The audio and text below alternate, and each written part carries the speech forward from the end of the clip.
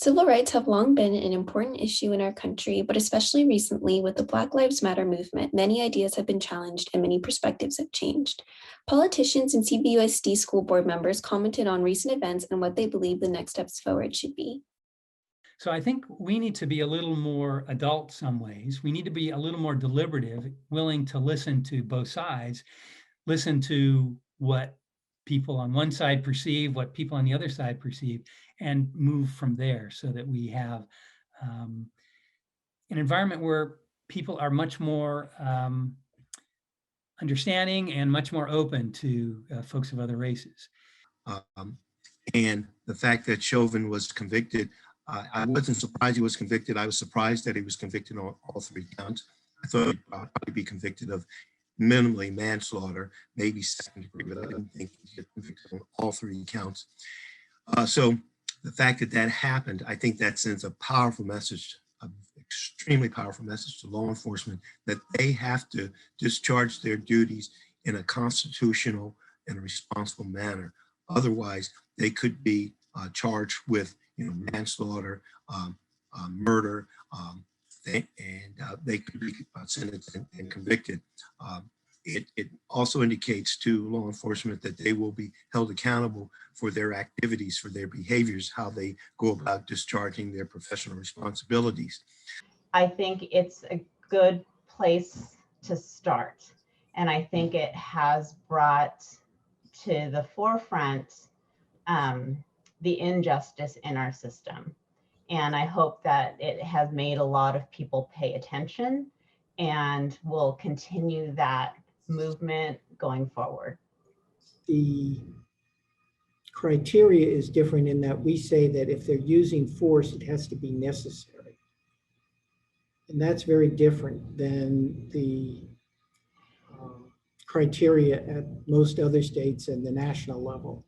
It's very important that we have these laws. So, and it's also important how much we train our officers. Quite often in training, there's too much of an emphasis on if you don't act quickly, you'll be killed. In fact, police officers are murdered less likely than the average male is.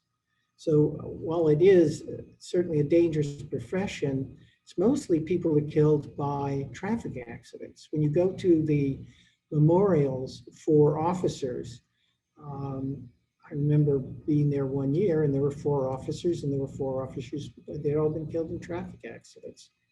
It was obvious to me and to a million other people that he was guilty, that this was behavior unbecoming of a police officer. And the sort of the brazen indifference that we saw for that 8 minutes and 46 seconds was shocking. And I think that, there's the income inequality, the systemic racism that we have in our country is something that we're shameful of, and people don't want to talk about it, and have for 150 years not talk about it, or 250 years not talk about it, or to make some changes. The murder of George Floyd showed that we have individual and institutional racism in our country as it relates to policing and the African-American community. And so while the guilty verdict does not bring back George Floyd, it certainly is a verdict of accountability and hopefully a message to Washington and lawmakers across the country that it's time for us to pass the George Floyd Justice and Policing Act, that it's time to make sure that every police department in America increases its training, focuses on de-escalation, and has a workforce that looks like the communities that it patrols. There's so much work to do, and that's just in policing.